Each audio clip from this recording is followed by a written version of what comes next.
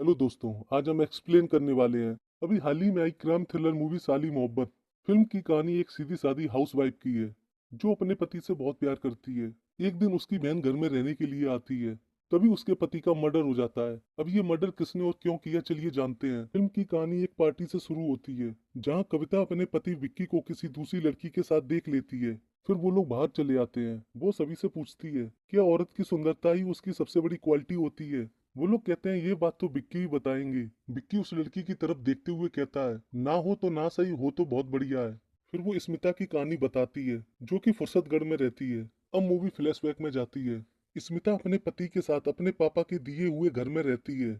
उसे बचपन से ही पेड़ पौधों से बहुत प्यार है। वो अपने पापा के दोस्त शरद जो कि उसके पड़ोसी भी हैं उनके साथ पौधे लगा रही होती है। तभी उसका पति पंकज आ जाता है जो कि एक जुआरी है। वो कहता है मैं किसी काम से जा रहा हूँ। थोड़ी देर बाद उसकी मौसी फोन करके बताती हैं तुम्हारी कजिन की नौकरी लग गई है तुम्हारे शहर में, उसका रहने का कहीं इंतजाम करवा दो। स्मिता कहती है आप टेंशन मत लो, वो मेरे घर पर ही रहेगी। इधर इंस्पेक्टर रतन को देखते हैं जो कि अपने मम्मी पापा के साथ रहता है। वो बड़ा घर आलीशान जिंदगी के सपने देखता है लेकिन उन्हें पूरा नहीं कर पा रहा है, इसलिए वो ज्यादा पैसा कमाने के लिए गज्जू के साथ उसके गलत कामों में साथ देता है। फिर वो गज्जू भैया से मिलने जाता है।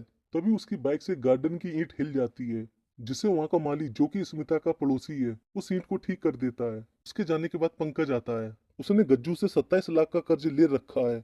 वो कहता है तुम अपना मुरादाबाद वाला घर बेच दो, अच्छी कीमत दूंगा जिससे तुम्हारा सारा कर्ज चुक जाएगा। फिर वो घर आकर स्मिता से कहता है तुम मुरादाबाद वाला घर बेच क्यों नहीं देती, आराम से 50-60 लाख मिल जाएंगे। वो कहती है पापा ने जितने भी रुपए दिए थे सारे आपने खर्च कर दिए। वो घर पापा की आखिरी निशानी है, मैं नहीं बेचूंगी।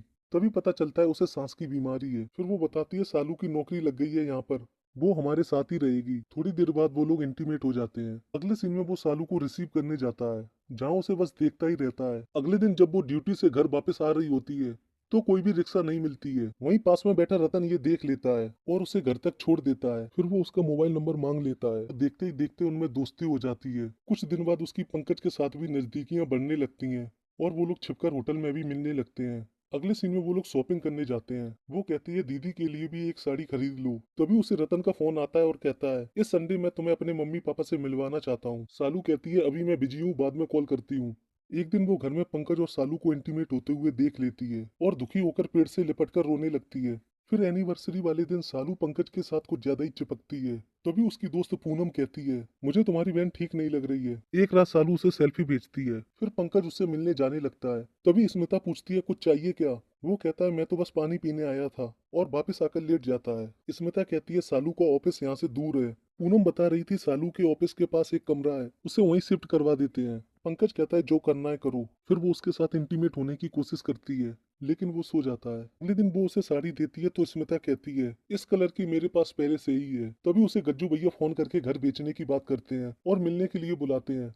फिर वो स्मिता से घर बेचने की बात करता है लेकिन वो फिर से मना कर देती है। फिर वो कुछ सोचता है और गज्जू भैया से मिलने चला जाता है। तभी शरद उसे देख लेता है और अगले दिन स्मिता से कहता है तुम्हारे अपने ही खतरा बनने वाले हैं। अगले सीन में पंकज कहता है मैं बरेली जा रहा हूँ, लेट आऊंगा। माथुर का आदमी पैसे लेकर 6:30 बजे आएगा, देख लेना कहीं वो वापस ना चला जाए। थोड़ी देर बाद सालू ऑफिस जाने के लिए लेट हो रही होती है तो स्मिता खाना पैक करके उसे दे देती है। फिर देखते हैं ऑफिस से वो जल्दी वापस आ जाती है। स्मिता पूछती है क्या हुआ, जल्दी कैसे आ गई।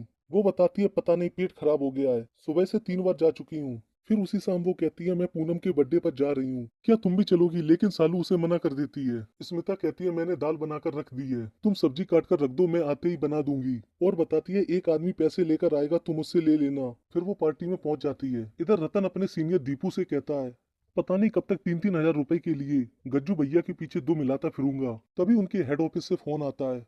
फिर वो लोग जाकर देखते हैं पंकज और सालू मरे पड़े हैं और वहाँ छानबीन करने पर पता चलता है कोई चोरी करने आया था और मर्डर करके चला गया। अगले दिन वो रतन से कहता है दीदी की शादी है वरना मैं नहीं जाता, तुम भी ये केस निपटा कर जल्दी आ जाना। फिर वो पंकज के घर से मिले एविडेंस को देखता है जिसमें गज्जू भैया के बार की माचिस होती है। फिर बाहर जाकर पता चलता है पंकज पर 27 लाख का कर्ज है। वो गज्जू भैया से कहता है मुझे डर है पंकज के मर्डर की केस की उंगली कहीं आपकी तरफ ना घूम जाए। गज्जू कहता है मैंने पंकज से बोला था मुरादाबाद वाला घर बेचकर उधारी चुका दो। उसने बताया था पत्नी घर बेचना नहीं चाहती, इसलिए अपनी पत्नी को मारने के लिए उसने मुझसे बोला था, पर मेरे आदमी ने गलती से सालू को स्मिता समझकर मार दिया। रतन पूछता है तो फिर पंकज को किसने मारा। गज्जू कहता है मैं नहीं जानता और कहता है अगर तुम मुरादाबाद वाले घर के कागज लाकर दे दो तो मैं तुम्हें 30 लाख रुपए दूंगा।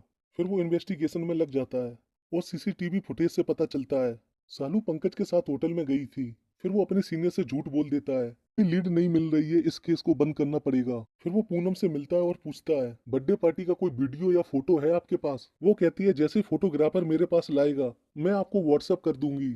इसके बाद वो स्मिता से कुछ कागज पर साइन कराने जाता है और कहता है आपके हस्बैंड पर 27 लाख की उधारी है, आप अपना मुरादाबाद वाला घर बेच दो। लेकिन वो बेचने से मना कर देती है। अगले सीन में पूनम उसे फोटो व्हाट्सएप कर देती है। फिर वो सालू के ऑफिस जाकर पूछताछ करता है। इधर फुर्सतगढ़ वाला घर बेचने के लिए शरद उसे प्रोफेसर से मिलवाता है जो दिल्ली यूनिवर्सिटी में बॉटनी पढ़ाते हैं। अगले सीन में वो कहता है तुम जैसा बेरुपिया मैंने पहली बार देखा है। फिर बताता है सालू की पोस्टमार्टम रिपोर्ट से पता चला है उसके खाने में कुछ मिलाया गया और बताता है पंकज की पोस्टमार्टम रिपोर्ट से पता चला है मरने से पहले उसे हार्ट अटैक आया था और फॉरेंसिक रिपोर्ट के हिसाब से दोनों के मरने के बीच 1 घंटे का फर्क था। इसी बीच तुम पार्टी से घर आई और वापस पार्टी पहुंची, किसी को पता नहीं चला। ये देखो साड़ी सेम है पर बॉर्डर अलग है। तभी पता चलता है स्मिता ने उसके खाने में कुछ मिलाया था जिससे उसकी तबीयत बिगड़ गई थी और वो जल्दी से ऑफिस घर वापस आ गई थी। फिर वो उसे छोड़कर पूनम की पार्टी में चली गई थी और वो वापस आकर सालू को मरा हुआ देखती है। कुछ देर बाद पंकज घर आता है और वो भी मर जाता है। रतन कहता है 4 दिन है तुम्हारे पास, मुरादाबाद वाला घर मेरे नाम कर दो,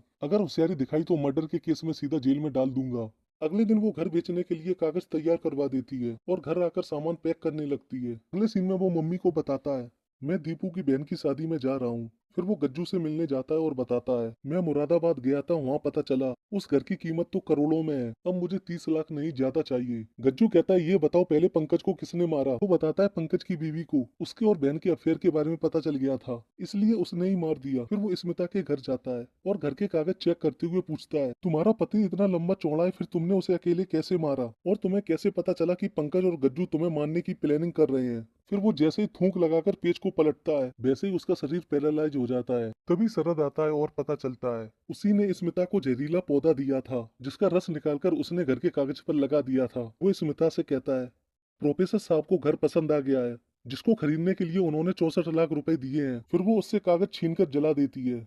शरद उससे कहता है अगर मौसम ठीक रहा तो हम फिर मिलेंगे। इसके बाद वो रतन को बोरे में भरकर नदी में फेंक देता है। अब कहानी प्रेजेंट में शिफ्ट होती है। वो लोग कहते हैं ये बताओ स्मिता ने पंकज को कैसे मारा। तभी पता चलता है जब पंकज घर वापस आया था तो वहाँ पर रखे कटे मशरूम की स्मेल से उसे सांस लेने में दिक्कत होने लगी थी क्योंकि उसे मशरूम से एलर्जी थी। उसे तड़पता देख स्मिता ने इनहेलर को फेंक दिया और उसके सीने में चाकू घुसा दिया। फिर वो साड़ी धुलकर सेम दूसरी साड़ी पहनकर पार्टी में वापस चली गई। वो लोग कहते हैं ये हादसा तो छपरौला में हुआ था। ये सुनकर उसका पति चौंक जाता है क्योंकि वो स्मिता से छपरौला में ही मिला था। फिर घर आकर पूछता है ये 64 लाख वही हैं। तभी शरद आता है और पौधा देते हुए कहता है मौसम बदल रहा है, सोचा तुमसे मिला जाए। इधर रतन को हॉस्पिटल में जिंदा देखते हैं और ये मूवी यहीं खत्म हो जाती है। आपको ये मूवी कैसी लगी कमेंट बॉक्स में जरूर बताएं। तब तक के लिए